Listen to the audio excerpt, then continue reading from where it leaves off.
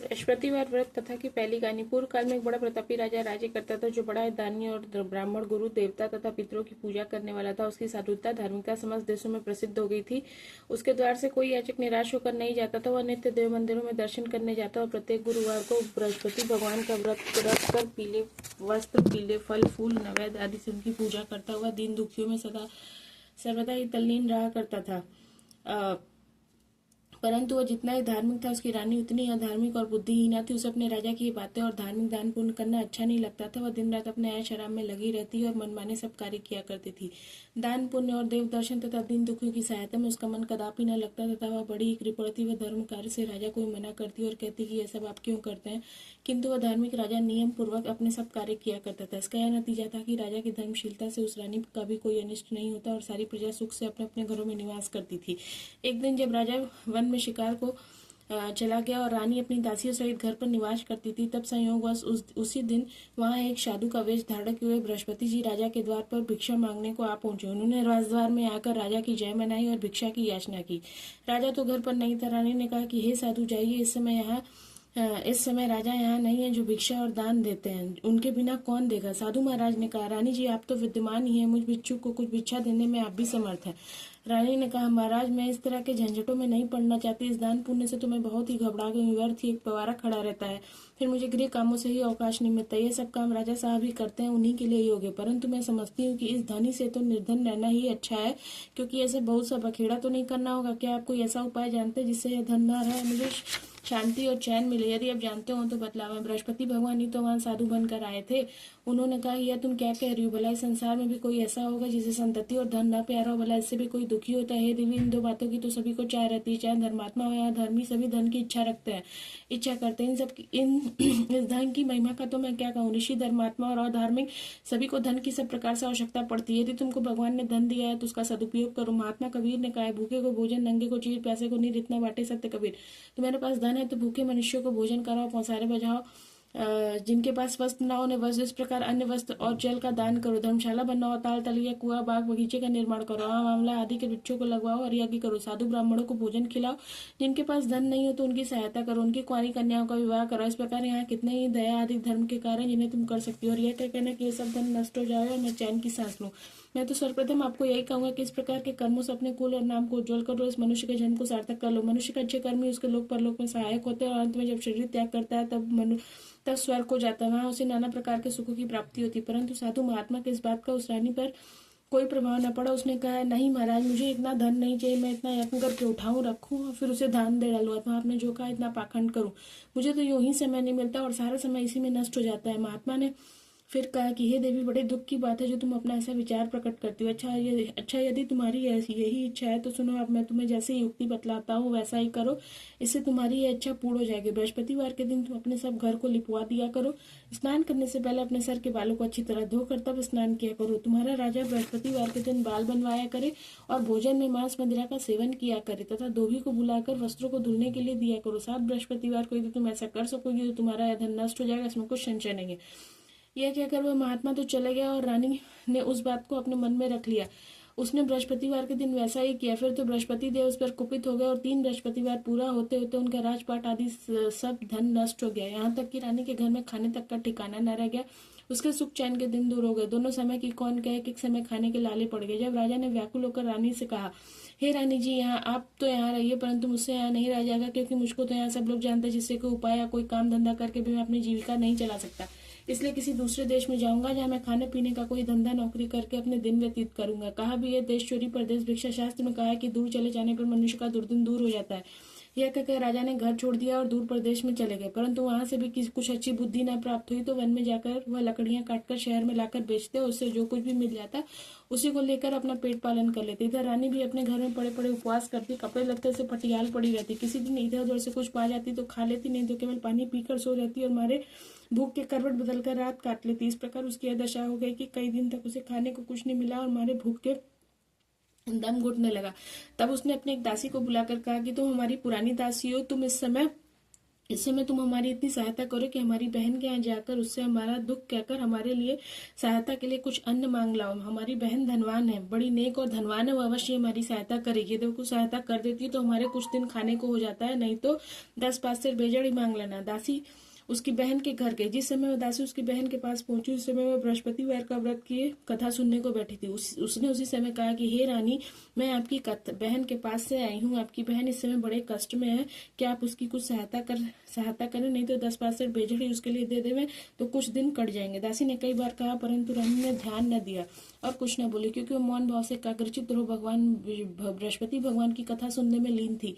जब रानी कुछ न बोली तो वह मन में उदास हो अपने घर को लौट उस रानी के पास चली गई जिसने उसे भेजा था, और आकर रानी से कहा कि आपकी बहन तो बड़ी घमंडी है, वह सहायता और बेजड़ क्या देती, उसने तो मुंह से एक बात भी ना की। उसे सुन रानी ने कहा, यह उसका दोष नहीं है, यह सब अपने बुरे दिन की बात है। जब बुरे दिन आते हैं तब तृण भी पहाड़ बन जाता है और मित्र भी शत्रु हो जाते, तथा कोई भी उस दुखी का साथ नहीं देता।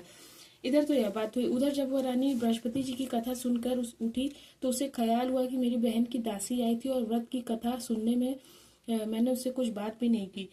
इस प्रकार इस बात को विचार कर वह किंचित शांत रही और जाकर भक्ति भाव से पूर्ण सप्रेम विष्णु का पूजन किया। उसने भगवान की पूजा की। विसर्जन कर वह सीधे अपनी बहन के घर गई। कहा कि हे बहन, तुम्हारी दासी मेरे पास गई थी, परंतु मैं बृहस्पतिवार का व्रत किए बैठी थी और मौन भाव से कथा सुन रही थी। उस कथा में जब तक कथा पूरी न हो जाए, न बोला जाता और न ही वहां से उठा जाता। इस कारण वो लौट आई और कहा कि बहन, आपने उसे मेरे पास किस लिए भेजा था? रानी बोली, मेरे पास अन्य नहीं है। तुम तो जानती हो कि इधर हमारे घर की दशा बड़ी ही शोचनीय हो गई, इसलिए मैंने दासी को तुम्हारे पास 5 सेर बेजड़ लाने के लिए भेजा था, परंतु वह खाली हाथ लौट आई, तो मैंने सोचा कि तुम किसी काम में फंसी होगी जिससे दासी को यूं ही लौटा दिया होगा। रानी बोली, नहीं बहन, उसने तो मुझसे कुछ नहीं कहा, परंतु यह क्या बात है? मैं तो समझती हूँ कि तुम्हारे घर में ही भेजड़ मौजूद है, तुम अपने घर में फिर से देखो। अपनी बहन कैसा कहने पर रानी ने जब घर में जाकर देखा तो भेजड़ से बड़ा हुआ घड़ा मिल गया। अब तो वह रानी और बांदी दोनों ही बहुत खुश हुई।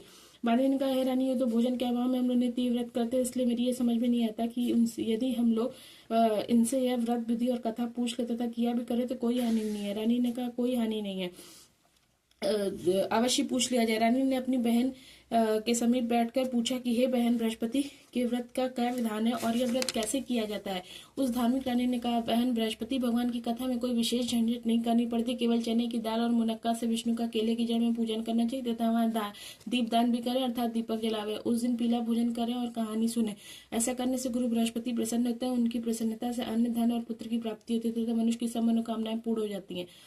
यह सुनकर उस रानी और दासी दोनों ने निश्चय किया कि बृहस्पति का व्रत अवश्य करेंगे। जब 7 दिन के बाद बृहस्पतिवार का दिन आया तो उन दोनों ने व्रत किया। अब चना और गुड़ कहाँ से मिले, इसके लिए उन्होंने गुड़साल में प्रवेश किया। वहां जाकर चना और गुड़ भी लेकर आई और उससे चने की दाल बनाकर गुड़ सहित जाकर केले की जड़ में विष्णु भगवान की पूजा की। इस प्रकार उन्होंने व्रत कर लिया, परंतु पीला भोजन कहाँ से प्राप्त हो? बेचारी रानी और दासी दोनों ही बड़ी दुखी थी, परंतु व्रत के प्रभाव से भगवान बृहस्पति तो बड़े ही प्रसन्न थे, इसलिए थालों में पीला भोजन लिए भगवान स्वयं उपस्थित हुए और दासी को देकर बोले, यह तुम्हें और तुम्हारी रानी दोनों के लिए, अब इसी को भोजन करना। दासी प्रसन्न हो भोजन रानी के पास ले गई और सब बातें कहकर भोजन दिया। बांदी और रानी दोनों ही बड़ी प्रसन्नता से भोजन किया। फिर तो वह हर बृहस्पतिवार को व्रत रखती है और देवगुरु बृहस्पति के लिए भगवान विष्णु की पूजा करती है। इस पूजा से वह फिर रानी होगी। उसके घर में ज्यों की त्यों सारी संपदा भर गई और दासी बड़ी ही धनवान हो गई। परंतु ब्रह्मा के लेख और कर्म की रेखा को मिटाना बड़ा ही कठिन होता है। रानी फिर आलसी होगी। तब दासी ने कहा, देखो रानी, तुम पहले भी इसी प्रकार आलस्य करती थी, जिससे तुम्हारा सब कुछ नष्ट हो गया। बहुत परिश्रम के बाद तुम्हें सुदिन लौटा, फिर वही आलस्य न करो। दीन जनों को दान देकर सब पुण्य कर्म करो। भूखों को भोजन, प्यासों को पानी तो प्यासारे बैठाओ। ब्राह्मणों को दान, मान, सम्मान और भोजन। तो रानी ने फिर कुछ कर्म किया, उसका यश फैल गया। वह अपने पति राजा से मिलने के लिए चिंता में पड़ी कि राजा कैसे होंगे। उसने गुरु बृहस्पति से राजा से मिलने की प्रार्थना की। भगवान ने रात्रि में राजा को स्वप्न दिया कि राजा प्रातःकाल होते ही अपने देश को चला। मार्ग में उसकी बृहस्पति से भेंट हो गई। उन्होंने राजा से अपना व्रत करने को कहा। व्रत में चने की दाल, गुड़ और केले के वृक्ष में भगवान विष्णु की पूजा करने को कहा। राजा ने कहा, मैं तो लकड़हारे का काम करता हूँ, उतना पैसा कहाँ से पाऊंगे, सब विधि विधान से करूंगा। साधु के वेश में आए बृहस्पति ने कहा, अगले बृहस्पतिवार को व्रत करके देखो तो सही, तुमको रोज से दुगुना धन मिलेगा। एक और कहानी।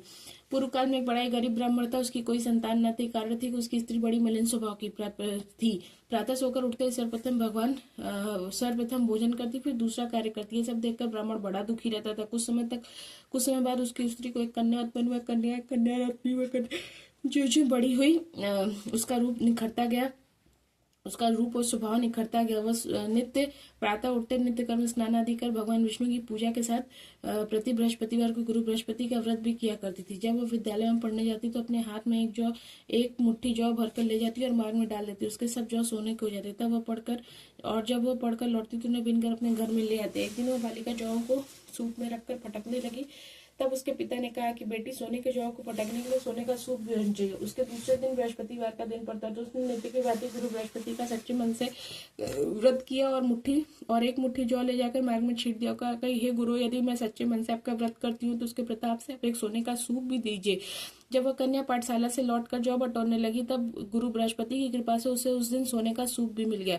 दूसरे दिन जब वह कन्या सोने के सूप को सोने के जौ में फटक रही थी तो उस शहर का राजकुमार उधर से आ निकला। उसने उस कन्या को देखकर, उसके रूपशील एवं गुणों को देखकर उस पर मोहित हो गया और अपने घर पर आकर बीमारी का बहाना करके लेट गया। जब यह समाचार उसके पिता को मिला तब रानी ने आकर उसे उसकी बीमारी का कारण पूछा तो राजकुमार ने बताया, मुझे कोई रोग या कष्ट नहीं है, मैं केवल यही चाहता हूँ कि जो राजकन्या सोने के जौओं को सोने के सूप में रखकर फटक रही थी उससे मेरा विवाह हो जाए। राजा ने राजकुमार को समझा बुझाकर शांत किया और कहा कि मैं पता लगाकर उसी कन्या से तुम्हारा विवाह करवा दूंगा। राजकुमार ने कन्या के घर का पता बताया। राजा का मंत्री ब्राह्मण के पास गया और सब समाचार कहा। ब्राह्मण ने सविधि अपनी कन्या राजकुमार को दे दी। कन्या के जाते ही ब्राह्मण पूर्ववत दरिद्र हो गया और अन्य वस्त्र से दुखी उसका एक एक दिन मुश्किल से व्यतीत होने लगा। एक दिन वह दुखी पिता अपनी कन्या से भेंट करने को गया। कन्या पिता की दीनता देखकर बोली कि पिताजी, आप मेरी माताजी को यहाँ लिवा लाइए, उनको मैं ऐसी युक्ति बतलाऊंगी जिससे आपकी गरीबी सर्वथा के लिए दूर हो जाएगी। ब्राह्मण घर आया और अपनी पत्नी को कन्या के घर लिवा लाया। कन्या ने अपनी माता को समझाते हुए कहा कि माताजी, आप नित्य प्रातः उठकर नित्य क्रिया से निवृत्त होकर स्नान आदि करके विष्णु भगवान की पूजा किया करें तो आपके घर की सारी दरिद्रता दूर हो जाएगी। परंतु उसने ध्यान नहीं दिया और पहले की बातें उठकर बच्चों का जूठन खा लेती और हुई। यह सब सुनकर जो उसकी पुत्री थी उसको बड़ा दुख हुआ। उसने जाकर अपनी माँ को काल कोठरी में बंद कर दिया और नित्य प्रातः निकाल स्नान पूजा पाठ आदि कराया। उससे उस ब्राह्मणी की बुद्धि ठीक हो गई और बृहस्पतिवार का व्रत करने लगे। बृहस्पति भगवान के व्रत के प्रभाव से ब्राह्मण धनवान और सुखी हो गया तथा मरने के बाद वे पति पत्नी स्वर्ग को प्राप्त हुए। उधर वह राजा जो लकड़हारे का कार्य करता था, अपनी जीविका चलाता था और साधु महात्मा के कथन से जब बृहस्पति का व्रत किया तो उसकी लकड़ी में व्यापार में दूना और चौगुना लाभ होने लगा। परंतु किसी एक दो बृहस्पतिवार का व्रत उसने नहीं किया तो गुरु बृहस्पति की नाराजगी से उसे बड़ा कष्ट हुआ।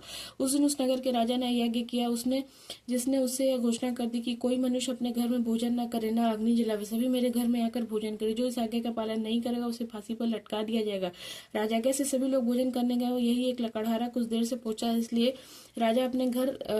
राजा उसे अपने घर लिवा लेगा और भोजन करा रहे थे तो रानी की दृष्टि खूंटी पर पड़ी जिस पर 9 लाख का हार लटका हुआ था। वह न दिखा। रानी ने सोचा कि इसी मनुष्य ने हार चुरा लिया होगा। फिर उसी समय उसको जेल खाने में डाल दिया गया।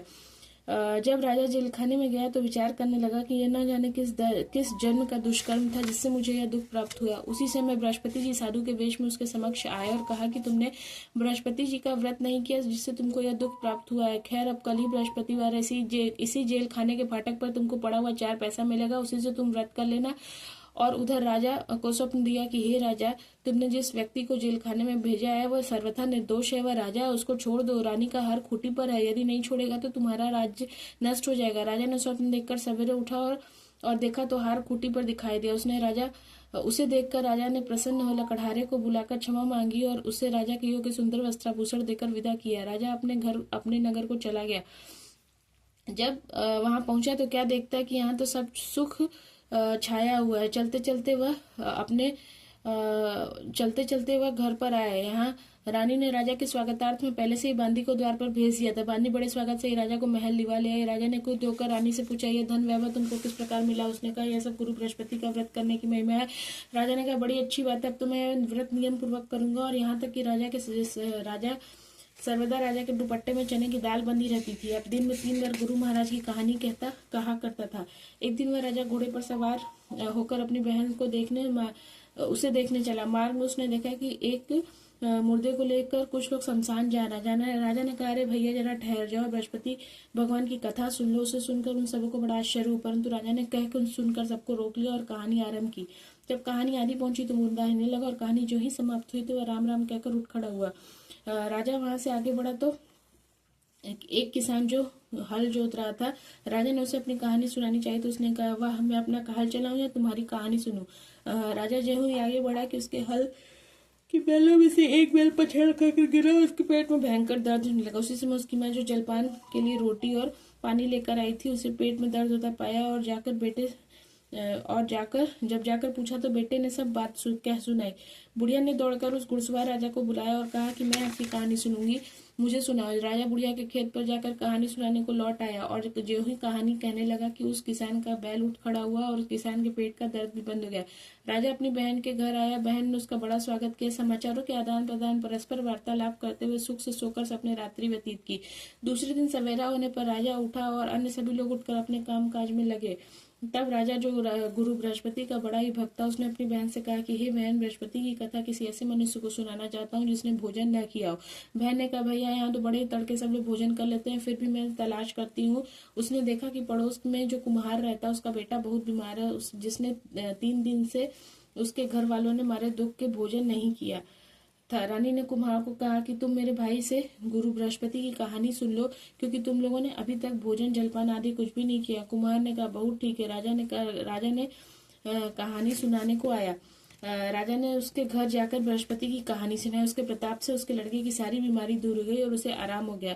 लोग राजा से प्रार्थना करने लगे। दूसरे दिन जब राजा अपने घर को चलना चाहा तो उसने अपनी बहन से भी चलने को कहा। बहन ने अपनी सास से जो ही आज्ञा मांगी, उसने कहा, अच्छा तू जा, परंतु बच्चों को न ले जाना, क्योंकि तेरा भाई संतान रहित है।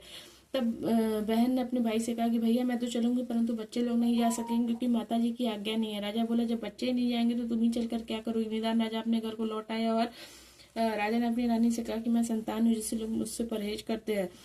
रानी ने कहा, घबराई नहीं, बृहस्पति भगवान की कृपा से हमें संतान की भी प्राप्ति होगी। फिर दूसरी रात्रि राजा को संतान प्राप्त होने के लिए स्वप्न में रानी गर्भवती हुई और ठीक 9 महीनों से पुत्र की प्राप्ति हुई।